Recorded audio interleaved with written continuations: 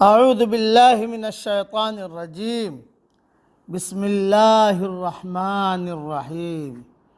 سورہ نمل کی کچھ آیتیں پڑھ رہا ہوں، آیت نمبر 87 سے لے کر آیت نمبر 90 تک۔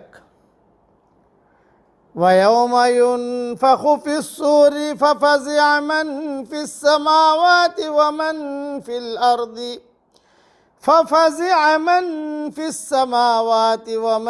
فِي الْأَرْضِ إِلَّا مَن شَاءَ اللَّهُ۔ جس دن سور پھونکا جائے گا تو گھبرا کر اٹھیں گے جو آسمانوں میں ہے اور جو زمین میں ہے، مگر وہ جس کو اللہ چاہے۔ وَكُلٌّ أَتَوْهُ دَاخِرِينَ، اور سب چلے آئیں گے اس کے آگے عاجزی سے۔ وَتَرَى الْجِبَالَ تَحْسَبُهَا جَامِدَةً وَهِيَ تَمُرُّ مَرَّ السَّحَابِ، اور آپ پہاڑوں کو دیکھ کر گمان کرتے ہو کہ وہ جمے ہوئے ہیں اور وہ چلیں گے جیسے بادل۔ صُنْعَ اللَّهِ الَّذِي اتقن کل شیء، یہ اللہ کی کاریگری ہے جس نے ہر چیز کو پختہ بنایا ہے۔ انہ خبیر بما تفعلون، بے شک وہ جانتا ہے جو تم کرتے ہو۔ من جاء بالحسنۃ فلہ خیر منہا، جو شخص بھلائی لے کر آئے گا تو اس کے لیے اس سے بہتر ہے۔ وَهُم مِّن فَزَعٍ يَوْمَئِذٍ آمِنُونَ، اور وہ اس دن گھبراہٹ سے محفوظ ہوں گے۔ وَمَن جَاءَ بِالسَّيِّئَةِ فَكُبَّتْ وُجُوهُهُمْ فِي النَّارِ، اور جو شخص برائی لے کر آیا تو ایسے لوگ اوندھے منہ آگ میں ڈال دیے جائیں گے۔ هل تجزون الا ما کنتم تعملون، تم وہی بدلہ پا رہے ہو جو تم کرتے تھے۔ اب اس کی تشریح سن لیجئے۔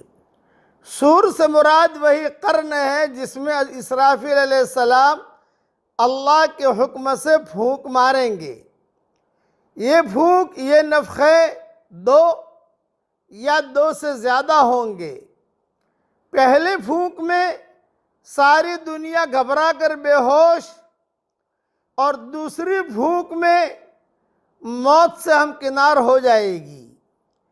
تیسرے نفخے، تیسری پھونک میں سب لوگ قبروں سے زندہ ہو کر اٹھ کھڑے ہوں گے، اور بعض کے نزدیک ایک اور چوتھا پھونک بھی ہوگا، ایک چوتھا نفخہ بھی ہوگا، جس سے سب لوگ میدان محشر میں اکٹھے ہو جائیں گے۔ یہ قیامت کا دن بہت بھاری دن ہوگا۔ موجودہ دنیا میں انکار کا اصل سبب انسان کی بے خوفی ہے۔ یہ دراصل بے خوفی کی نفسیات ہے جس کی وجہ سے آدمی حق کو نظر انداز کرتا ہے اور اس کے مقابلے میں سرکشی کا رویہ اختیار کرتا ہے۔